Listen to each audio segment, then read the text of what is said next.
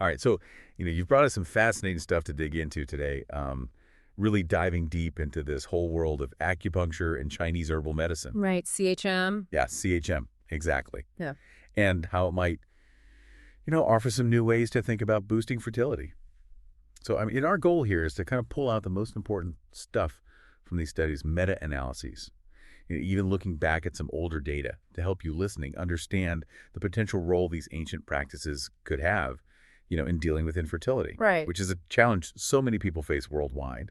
We know there are conventional treatments out there, but it's clear there's a growing interest in these more well-complementary approaches, and for good reason, as we're going to see. Absolutely. Okay, so let's just jump right in. Yeah, let's do it. The first thing we're going to look at is the evidence for how acupuncture and CHM are actually being used for specific fertility conditions. And the first one that pops up in your research is PCOS, polycystic ovary syndrome. Yeah, PCOS. Yeah. It involves these hormonal imbalances that mess with ovulation.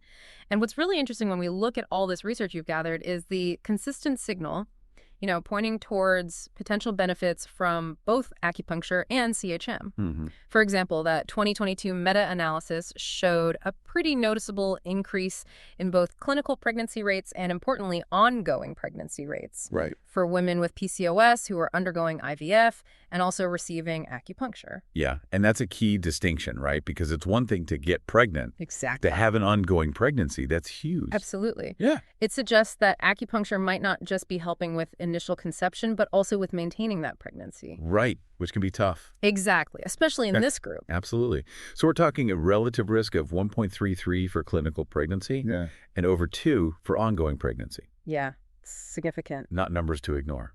And it's not just about the results. Right, yeah. The sources you provided actually offer clues as to how acupuncture might be doing this.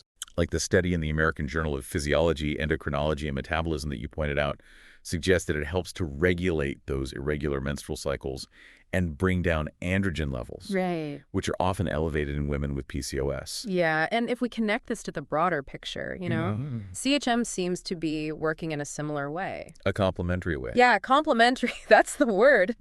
That 2015 meta-analysis you found is pretty striking. It says that CHM actually doubled the pregnancy rate. Wow. In some cases, compared to just Western medicine alone.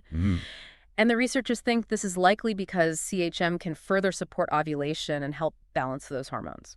Okay, so let's move from PCOS to another big challenge for a lot of people, endometriosis. Right. And just as a quick reminder for everyone, this is when tissue similar to the lining of the uterus grows outside the uterus. Yeah.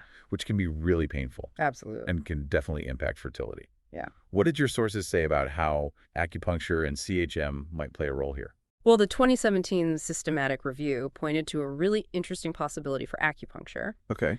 It may help to boost blood flow to the uterus. Interesting. And I guess that makes sense, right? Enhanced blood flow could help with implantation. Exactly, which could be a real problem for women with endometriosis. Right. And it seems like CHM is playing a role here, too.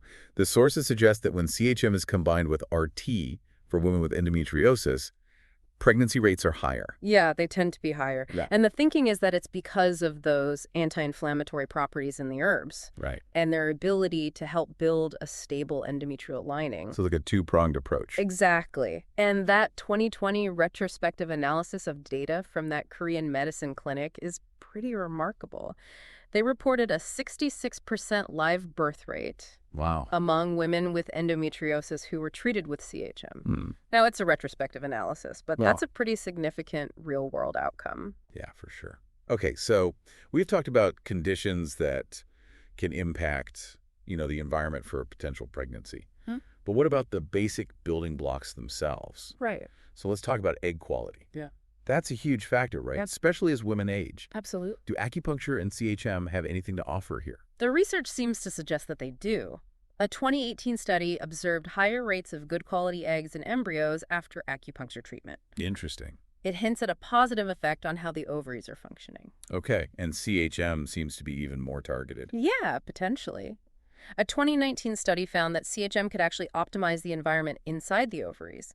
They saw increased levels of anti-Mullerian hormone AMH in women with diminished ovarian reserve who received CHM. Okay, so backing up for a sec. AMH is a marker of ovarian reserve. Right. So the fact that CHM might affect AMH levels suggests it could potentially support egg development at a really basic level. Exactly. And diminished ovarian reserve is a major hurdle for a lot of people. Yeah, for sure. Now, we've talked about the egg, but the lining of the uterus where it needs to implant is just as important. Absolutely. And sometimes a lining that's too thin can make it harder for an embryo to attach. Uh, So what do we know about how these therapies might improve lining quality? Well, that 1996 study by Steiner Victorin and his team is still relevant today. Okay. It showed that acupuncture can actually improve uterine artery perfusion, basically increasing blood flow to the uterus. Okay. And that could lead to a thicker endometrium and better receptivity overall. Right. So it's making the environment more welcoming for the embryo. Exactly. And CHM seems to be working in a similar way here, too. That 2015 meta-analysis you found showed improvements in both cervical mucus scores and endometrial thickness in women who were getting CHM. So it's like a two-pronged approach to creating a more receptive environment for implantation. Exactly. Promoting a more holistic improvement. Okay, now we can't forget about male infertility. Of course not. One issue that can come up is sperm DNA fragmentation. Right. Do acupuncture and CHM offer any help there? Absolutely. A 2016 study demonstrated that acupuncture could boost sperm motility and count, Okay. and even more importantly, reduce sperm DNA fragmentation. And why is that so important? Well, DNA fragmentation can affect both fertilization and how well the embryo develops later on. Makes sense. Er, And it seems like CHM might be helpful for male fertility, too. Yeah, that 2020 Health CMI report suggests that CHM can improve overall sperm quality. They think it probably works through its antioxidant effects and by regulating hormones. Which would make sense. Right, because oxidative stress can definitely damage sperm DNA, so antioxidants from herbs could offer protection. Right. Okay, last but not least, the sources also mention immune factors. Sometimes the body's own immune system can get in the way of implantation. How might acupuncture and CHM address that? This is a really interesting area. That 2016 trial you found showed that acupuncture seems to help the body produce more Th2 cytokines Okay. and reduce Th1 cytokines. So just to clarify for our listeners, the immune system has these two main players, Th1 and Th2. And for successful implantation, we often want Th2 to be a bit stronger. Exactly. So it creates a more welcoming environment for the embryo. Right, acupuncture seems to help shift that balance. So it's almost like acupuncture is creating a more immune-tolerant environment. Precisely. And CHM seems to support this too. The studies indicate it can help regulate the immune system by reducing inflammation and oxidative stress. Okay. That 2017 metabolomics analysis of PCOS patients who were treated with CHM showed some of these positive changes in inflammatory markers. Okay, so we've seen evidence that acupuncture and CHM might be helpful for a whole range of fertility issues. Yeah, we have. Now let's dive a bit deeper into how these therapies might actually be working on a biological level. The sources mention endocrinological and metabolic mechanisms. Right. So let's start with the endocrinological side of things. What's really fascinating is how acupuncture seems to interact with the hypothalamic pituitary ovarian axis. The HPO axis. The HPO axis, exactly, the HPO axis. You can think of it like the control center for reproduction in your body. And by stimulating the system, acupuncture can influence the release of key hormones like FSH and LH. Follicle-stimulating hormone and luteinizing hormone. Right, which are essential for ovulation. And that 2013 trial by Johansson and his colleagues really highlights this. It found that acupuncture increased estrogen, FSH, and LH levels in women with PCOS. Right. And even led to a thicker endometrial lining. Exactly. It's like it's gently nudging the whole reproductive system in the right direction. And CHM seems to complement this by directly addressing those hormonal imbalances we often see in conditions like PCOS. Right. The 2019 study you mentioned found that herbal treatments could help adjust androgen levels Okay. and improve how the body uses insulin. Right, both of which can really affect fertility. Exactly. Yeah. Especially for women with PCOS. Okay, so moving on to the metabolic mechanisms, it sounds like both therapies play a role in making the body's internal environment better for reproduction. Yeah, they do. Acupuncture, for instance, has been shown to increase blood flow to the reproductive organs. And that's really important because it helps deliver nutrients and remove waste products, creating a healthier environment for eggs and sperm to develop and for implantation to occur. That 2009 trial that looked at biochemical changes during IVF actually found higher levels of serum cortisol and prolactin after acupuncture. Interesting.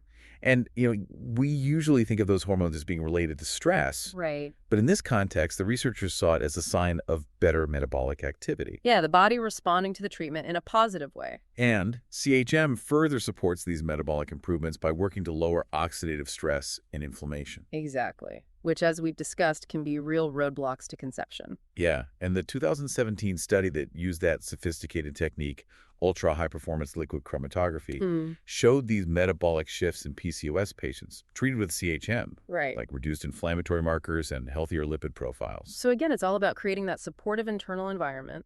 Absolutely. So beyond just tackling specific conditions and these underlying mechanisms, what are some of the broader benefits that acupuncture and CHM might offer when it comes to fertility?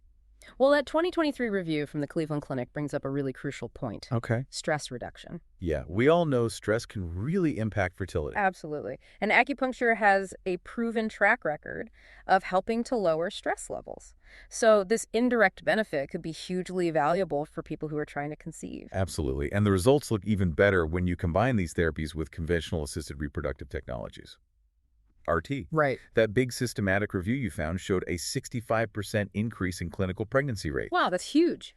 And in 2019 analysis of over 5,000 IVF patients also showed improvements in live birth rates when these complementary approaches were used. Yeah, those are some compelling statistics. For sure. It really shows the potential synergy between traditional Eastern medicine and modern Western medicine. Absolutely. And that 2022 Korean study reported almost a 33% pregnancy success rate among a large group of infertile women who were treated with a combination of therapies. Wow. It really emphasizes the power of taking a holistic approach, Right. addressing both the physical and the emotional aspects of fertility. Okay, so as we've been exploring this field, one name that keeps coming up in connection with acupuncture and Chinese herbal medicine for fertility is Mike Berkley. Yes. So who is he and what makes his work so noteworthy? Well, Mike Berkley is a licensed and board-certified acupuncturist and herbalist, Okay.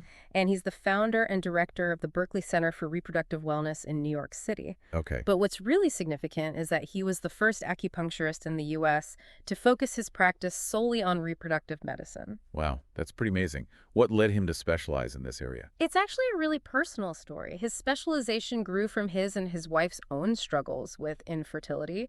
They found success through acupuncture and herbal medicine. And that experience really ignited a passion in him to help other people going through the same thing. So it's coming from a very personal and relatable place. Absolutely. And his approach is described as integrative. What does that mean? It means he uses a comprehensive approach combining Eastern therapies like acupuncture and personalized herbal formulas with Western medical knowledge. His main focus is on improving the core elements of fertility, so egg and sperm quality, and the health and receptivity of the uterine lining. And it sounds like he's getting some pretty amazing results. Yeah, he is. Even with patients who felt like they'd run out of options. Right. You mentioned successful pregnancies for patients who had multiple failed IVF cycles, or who were even told that donor eggs were their only hope. It's really powerful to hear those stories that offer hope. And it seems like his patients really appreciate the care he provides. They do. His online reviews are full of praise. They describe him as a compassionate and incredibly knowledgeable practitioner. Wow. People use words like healer and lifesaver. And they often credit him with their successful fertility journeys after years of trying other approaches. It sounds like he's really making a difference. Yeah. And it sounds like he's earned the respect of his peers as well. Oh, definitely. He's well regarded by other acupuncturists and even reproductive endocrinologists for his work in bridging Eastern and Western medicine. That's amazing. So for anyone listening who wants to learn more about his work, where can they go? His website is a great resource. It's www.berkleycenter.com. Perfect. Okay, so as we wrap up this deep dive into the world of acupuncture and Chinese herbal medicine and fertility, what are the key takeaways you think our listeners should remember? I think the evidence we've looked at really suggests that both acupuncture and CHM have great potential for improving fertility outcomes for a variety of conditions, from PCOS and endometriosis to issues with egg and sperm quality and even supporting the immune system during conception.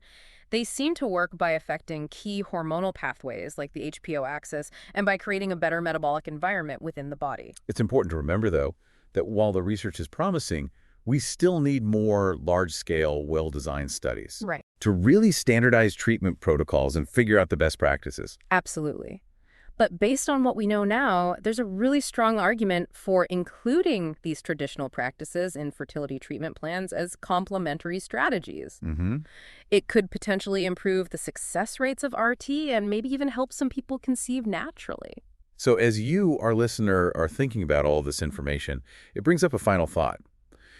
Given what we've learned about the potential of traditional practices like acupuncture and Chinese herbal medicine, what other complementary approaches might be out there that could improve overall health and well-being That's a great question.